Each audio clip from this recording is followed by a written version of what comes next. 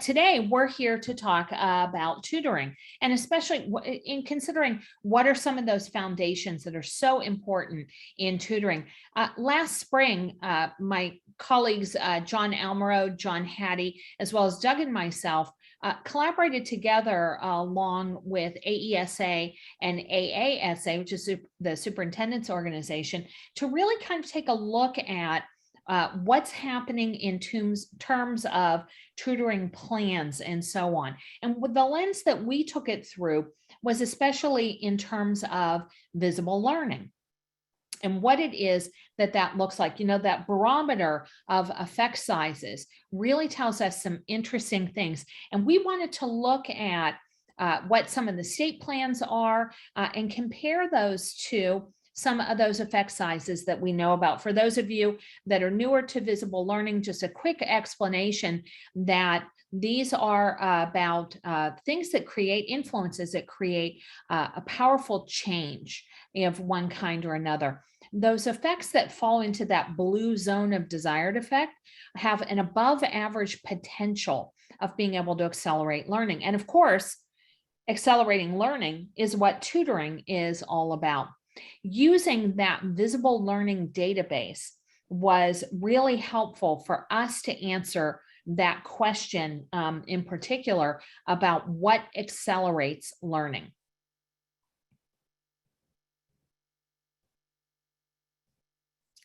It's so important to be able to take a comparison and a contrast of that. So here's the place where we started with that white paper report. We relied on an analysis rather from the National Governors Association, taking a look at state plans and reviewing what those acceleration plans that were going to be put into place going forward. So this represents a number of different states. We started to unpack what those were and compare and contrast them to the visible learning database and what it is that we know about effect sizes. Some of the acceleration plans, at least in terms of effect sizes, are relatively small.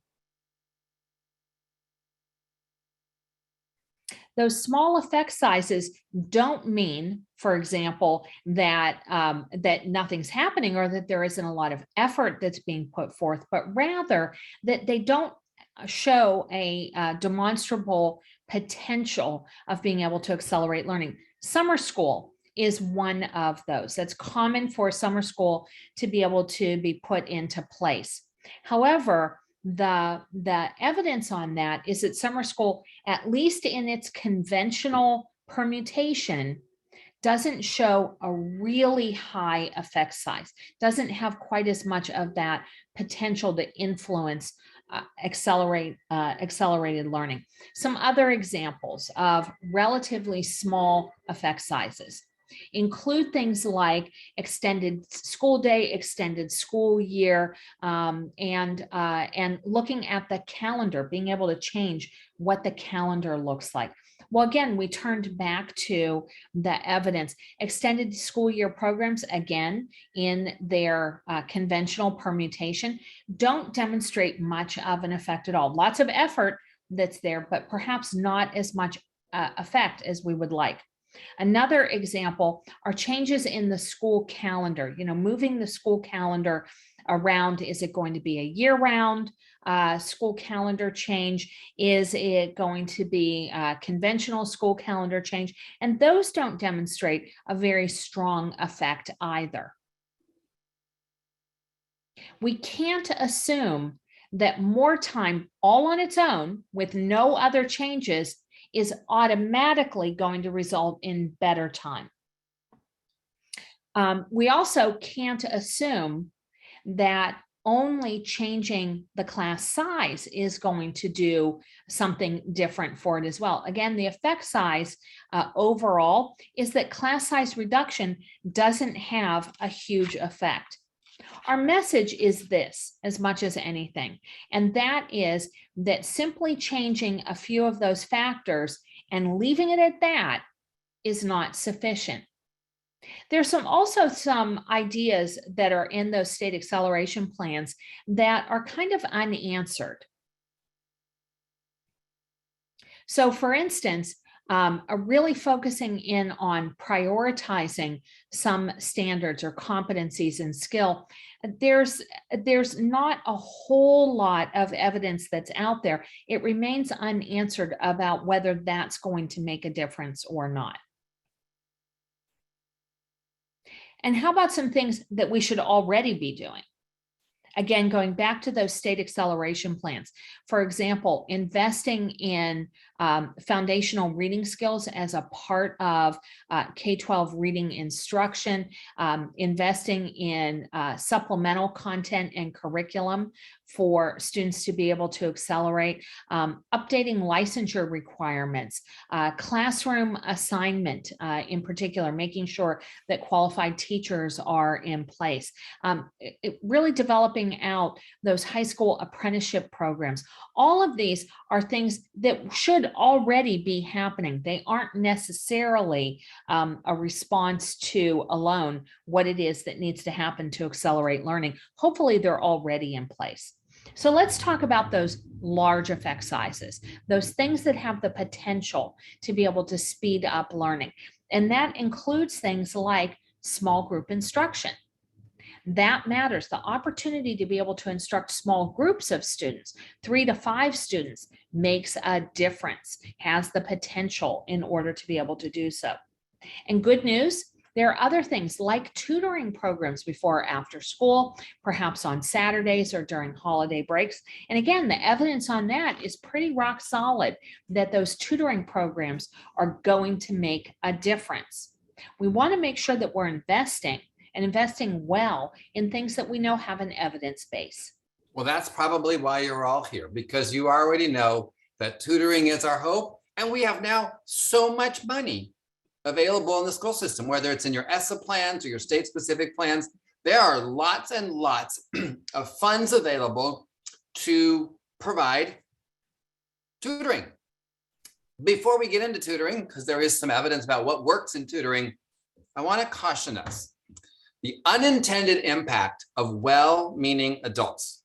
We hire some paraprofessionals, we hire well-meaning, well-intended people, and they do the work for the students. They tell them the answers. They make sure the homework gets done or whatever it is.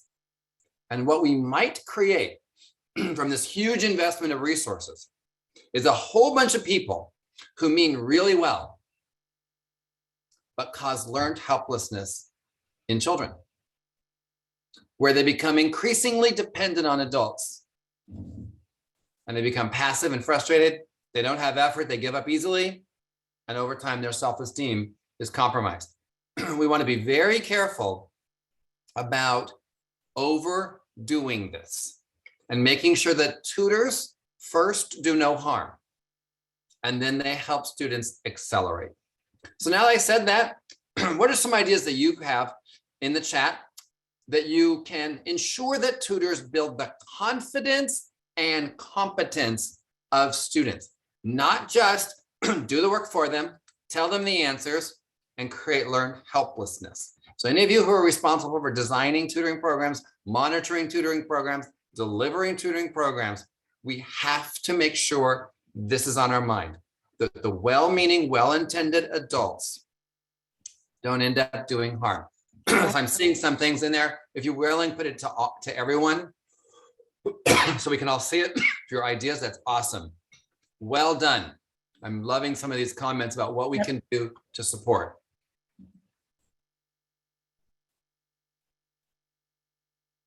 Tutors for tutors, like that. Training. So I think this is what excites me in doing this work in schools that have taken this on, because too often our kids that are being tutored know that they're being tutored for a reason, right? And so we really want to think about how are we going to take these students and build confidence and competence, right? Confidence and competence. So the number one thing that we all believe, and I think I can see by the responses, is do we invest in relationships? We know if we look at our visible learning barometer, we know that relationships are key in any type of learning, right? We know that students and teachers have to have that connection for learning to occur. As my favorite person, the late Rita Pearson, always says, young people don't learn from old people they don't like. And I would say no one learns from people they don't like. And so how do we make sure that those relationships are built with that student and that tutor or tutors? Because I always say this is an important role. They are not just the extra help. These are the people that are going to have the impact on these students that really need to feel that they are welcome, that they feel that they're cared for. And so we believe and we know that student-teacher relationships are our number one. That's where you start. Then we also know, how do we take these students and address the confidence and challenges of learning? So as a former teacher, and as I was looking at Doug bringing in extended learning and Nancy talking about all of those different programs, we have to be aware that these kids are very aware of their ability, but it doesn't mean it is concrete and that's who you are as a student. How do we build and address the confidence and challenges in learning? So if you think about yourself, anything that was really challenging, you first had to have that confidence to be successful.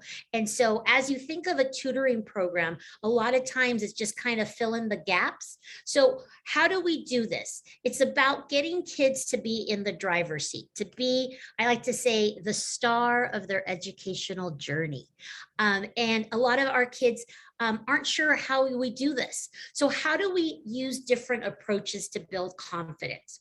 So if you look on the slide, it's about setting goals together, right? Not goals that are going to be, in September to June. It's about, let's make small goals, which kids can be very aware of, and that they're part of seeing the growth, right? I always say dieting, if someone tells me I have to lose 40 pounds, I don't want to do it. But if they tell me I have to lose 5 pounds, I'm in for the win.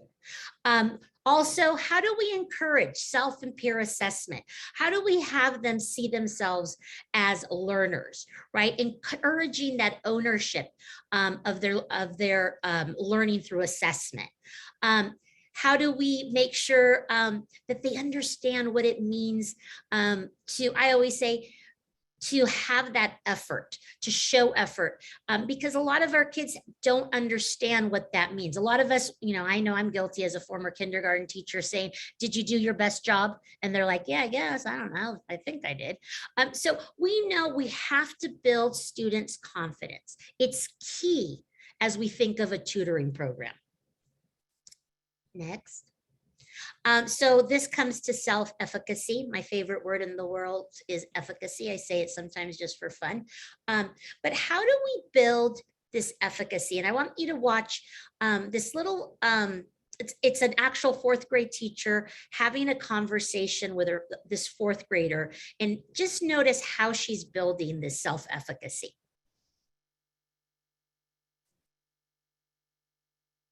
Uh-oh.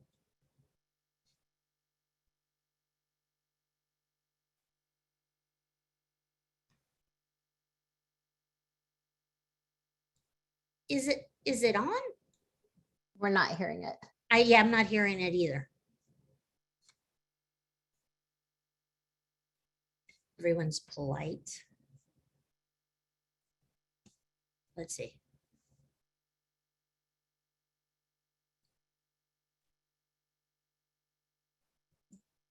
Let's try again. Good morning, Esmeralda. Thank you for hanging out with me during break. I just wanted to talk to you about something that was on my mind. Last week, if you remember, we talked about unexpected learnings, and you talked a lot about things that you learned that you didn't expect to learn, which was kind of cool. You talked about new technology, like learning how to copy and paste. And you also talked about that you didn't expect to learn how to read this year. And you said that I taught you how to read, and that made me feel all nice and warm and fuzzy. But over the weekend, it was really stuck in my mind that I might have taught you some skills and strategies, but you're the one who did all of the work.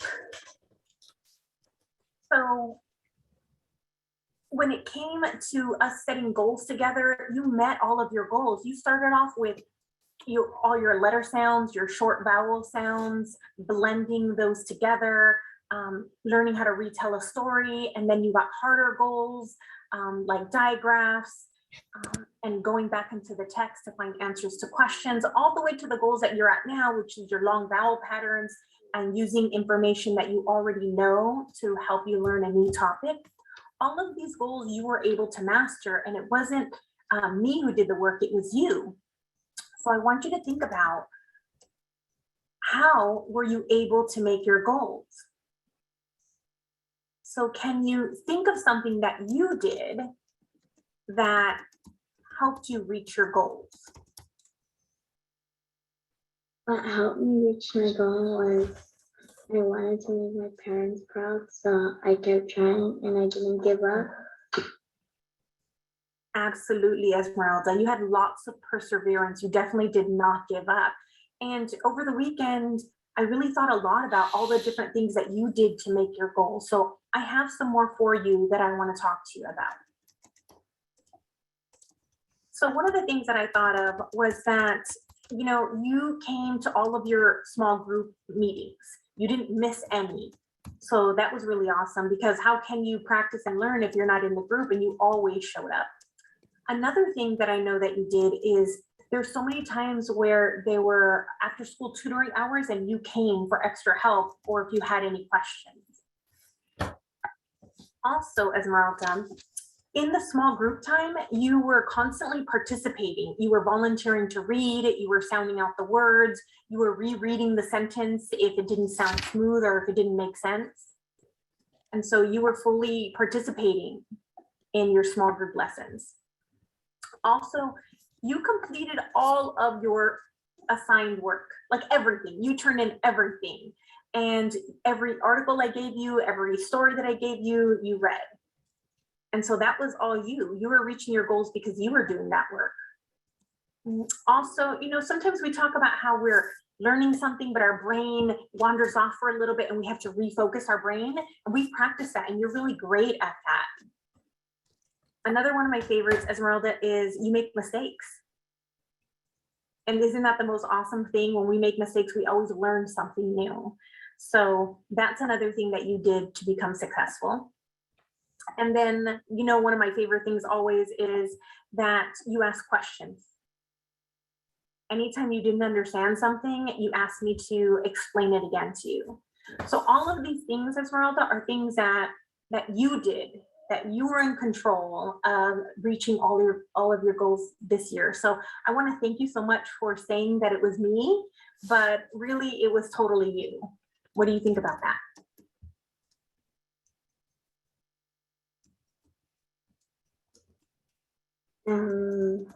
I think that I thought I wasn't doing anything, but you were just like teaching me. And now that you said what I did, now I'm like hearing what I did, what I learned. Yeah, that's awesome, Esmeralda. And all of these things that you're doing, if you continue to do them, are you going to reach your next goals? Yeah, we'll work together as a team. I'll do my part doing the teaching, and then you do all of this stuff, all of the hard work that you've been doing, and then you'll reach your goals. So I'm super proud of you for all your hard work, Esmeralda. Thank you for coming in to talk to me. Just on a quick note, I saw a teacher do that with a first grader, a little more condensed, but the cutest thing when he was done and they were talking and he was so proud of himself. He goes, gosh, I'm so tired. I've been working so hard. And so I just think that's so, I mean, he was exhausted, but I love that he was able to say, my gosh, I've done so much work. Talk about building confidence as a learner, right? Because they really need it to be highlighted for them. And they do a lot of work. And powerful conversations. And thank you for all the chat in there. Yes. And recognizing that Ms. Ortega is really working hard to rebuild her students' confidence and her understanding that her efforts are making a difference. The next area of the tutoring research, so we've given you 2 quick ones so far. Every tutoring session needs to be building and maintaining relationships because, as Rita Pearson taught us, young people don't learn from old people they don't like. There's also reviews of research that really clearly show if there's not a great relationship, the tutoring intervention is not going to work, even with great instructional materials. Second, part of the tutoring session is going to be about confidence. It's okay to spend some minutes rebuilding learners' confidence. We have to sanction this. We have to permission this for the tutoring. Yes, when you're in a tutoring session, you are allowed to have a chat about last week. You're allowed to chat about what's your favorite thing. What's the update on Fortnite, whatever it is, building that relationship. The third area is around goal setting. Goal setting, really important. Do students know what they're going to accomplish in each tutoring session? Not 6 weeks from now, we're gonna have you be a better reader or whatever. What am I gonna accomplish? What's my goal today? And am I seeing any progress? So we'll jump to a little bit older students now and watch a paraprofessional interact with a student setting goals. Hey, Cesar, good morning. How are you? Doing good. Doing good. Great. I'm glad to hear that. So what are your goals that you want to work on for this month of February? I think a lot of reading, like reading more books, like choosing out more books from like the store or something. Yes. What kind of books do you want to read? I know with other students we're reading Attack on Titan, and I think we read the first book, right? Yeah. Do you want to maybe do that one for next Yeah. month? Yeah. Okay, Attack on Titan. And what else do you want to work on? Reading out loud, Okay, fluency. your fluency. Okay, we can help with that, especially if we're going to be reading Attack on Titan. So we're going to be working on your fluency as well as maybe having some comprehension questions as well. Like to record myself while I'm talking and see what I messed up on. Oh, that's a really good idea. Do you want me to do that? Yeah. Like maybe videotape a session between both of us, and then so you know what you're missing, like when you hear yourself read. Do you want to do that? Yeah. Yeah, we can do that. What else do you want to work on? Empowers. Empowers. How many empowers do you have to do this semester? Do you know? I think like 25. 25. Yeah. Okay. So maybe we can work on them either ELD class or here in reading intervention. Okay. Do you want to add in more, or we're good? And that's it. Sounds good. This, I really am. this is a trained paraprofessional. Mhm. Spends time because she's been told you're allowed to build relationships, you're allowed to work on confidence, and you're allowed to set goals with the students. When students have goals, they are way more likely to learn more. That's not a surprise. We think of it this way for everything that we do, tutoring, intervention, class instruction, that every day, every student should say, what am I learning today? Why am I learning this? And how will I know I learned? That's the questions that are in their mind. And if they're gonna be one-on-one and working really hard with a caring adult, they need to know, what is it I'm learning today? What's my goal? Why? And how will I know that I learned it?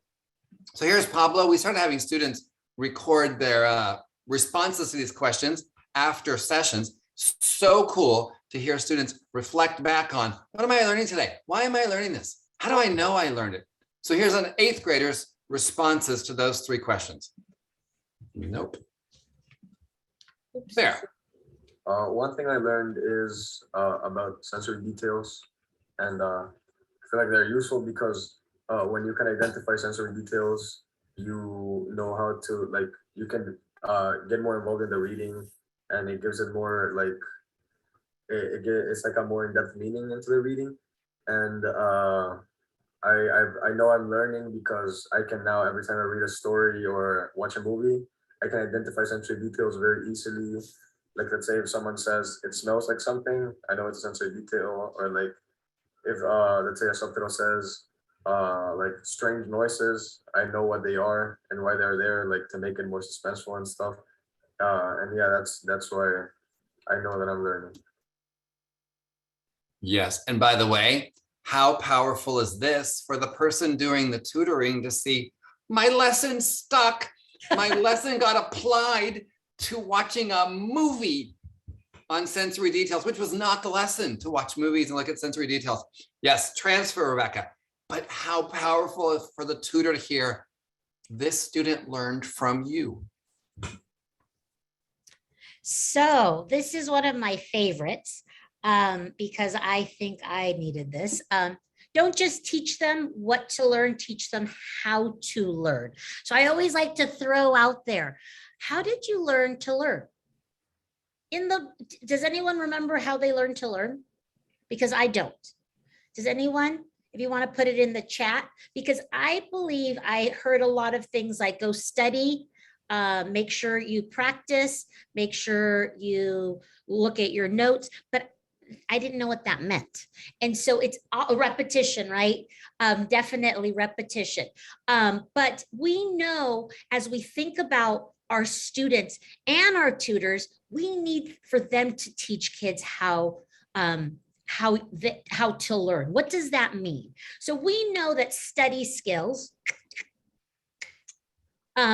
is what we call not, I always like to say this because I was in Texas recently, nothing against Texas, but everyone is like, Pixie, Pixie. That is not study skills, right? It's not, if you don't know the answer, just pick C.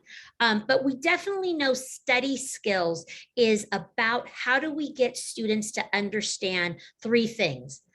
We have our study skills are about cognitive, metacognitive, and affective, right? So how do kids understand what works, teaching them different ways that they can take in information, right? Note taking, summarizing, different things that we know that some kids, you know, I remember going to college and just highlighting everything because the girl next to me looked really happy and she had lots of colors in her book. So I'm like, I'm gonna highlight everything, but teaching them what works best for you, right? And then having them, and this one's I think a huge one, especially as you think of students that are in a tutoring session. How do we show them and teach them different ways of having study skills, right? So and this is all in the book, but I think it's all in I can statements, but I like to use this with students and say, what works for you? Because it doesn't necessarily mean all of these are going to work for them,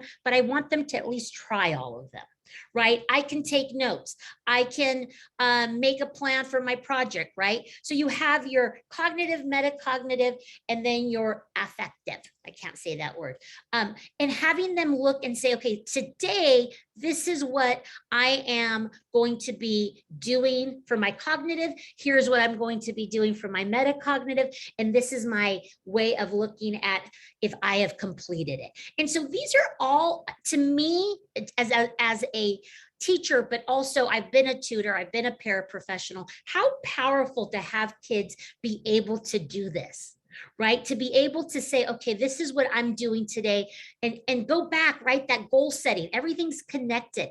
But really, you know, if you saw the young man that was having that conversation with his reading paraprofessional, they really were having what do you think is your goals? And then she was guiding them. And then you could use this for the same thing. So I really believe a lot of times we have to teach our kids how to learn. It's not necessarily something they come with. So let's talk about where it is that we've been so far. Doug talked about the importance of setting goals. And Aida talked about how important it is for students to learn how to learn. But they do also need to learn what to learn. And that's where that teaching of content comes in mind. Now, there are lots of different content approaches, but we're going to settle in on one element in particular, and that's around success criteria. Regardless if you're teaching first graders math or you're teaching eighth graders English language arts, success criteria help students to be able to figure out what their destinations are going to be. When the destination is clear, learners accelerate their learning. It's always helpful when you know where it is that you're headed. Here's a simple frame, a simple language frame that you might use with students in a tutoring session or elsewhere. I am learning blank. so that blank. I'll know that I'm learning it when blank. Setting out what the learning intention is, what the success criteria is, and the relevance of why it is that it's important to learn those things. We know that in order to engage in effective tutoring, we need tutors who understand the content, of course. And there are lots of really creative ideas out there about enlisting, for example, college students to be able to do some tutoring, but they also need to understand the pedagogy that's behind that content. Because knowing something and teaching something are two different somethings. And what can happen for an adult who is knowledgeable about the content, but not about the pedagogy, is that their expert blind spot might be particularly big. Here's what happens when you've got a big expert blind spot and don't really understand how novices learn. Maybe you don't see the steps that a student has to learn in order to be able to get there. Or perhaps that tutor mispredicts where a student's going to have trouble, or they underestimate how long a task is going to take, or they overestimate how much a student can handle. When we support tutors, we have to make sure that we're also supporting them in developing their pedagogical knowledge. Another element of that is making sure that they understand what modeling and scaffolding can really accomplish for students, not just giving them the answer, right? But actually engaging in, for example, some direct instruction. Direct instruction is another one of those approaches that has a strong influence, a potential for a strong influence to be able to accelerate student learning. But we can also make sure that when they're engaged in, for example, that kind of direct instruction, that we can help them by saying, hey, you can really increase your effectiveness when you're modeling by using I statements, by saying, here's what I'm thinking about, and explaining why it is that they're using the skill or the strategy, not just telling, but giving insight into the thinking that is so important with that.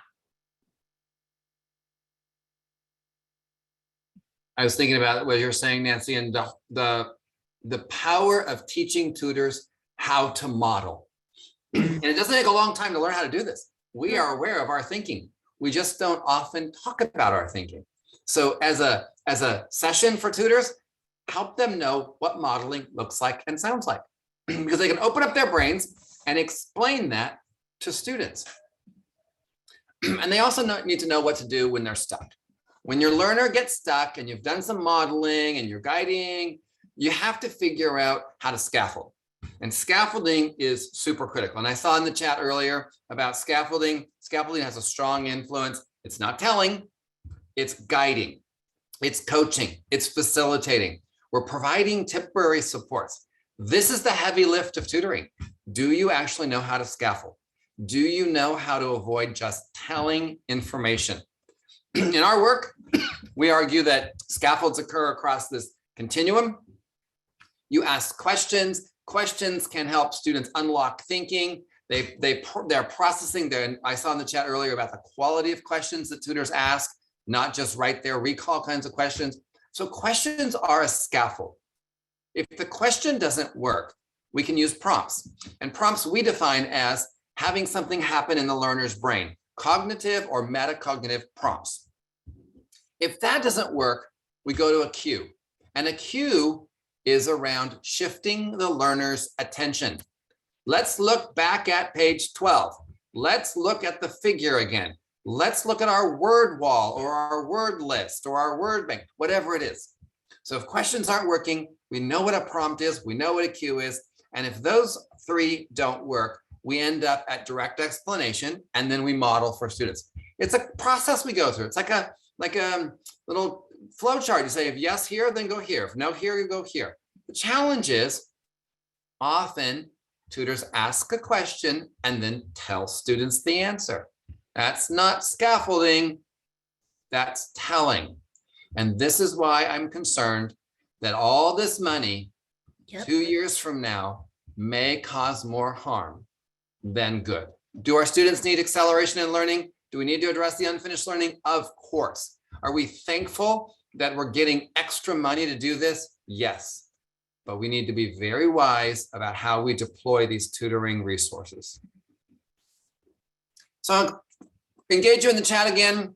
What signals you, like what do you notice when you want to use a prompt or a cue rather than just telling students the answer? What are the things that you are noticing, thinking about? What signals that say, yep, that student needs a prompt or a cue, not just something that I'm going to tell them?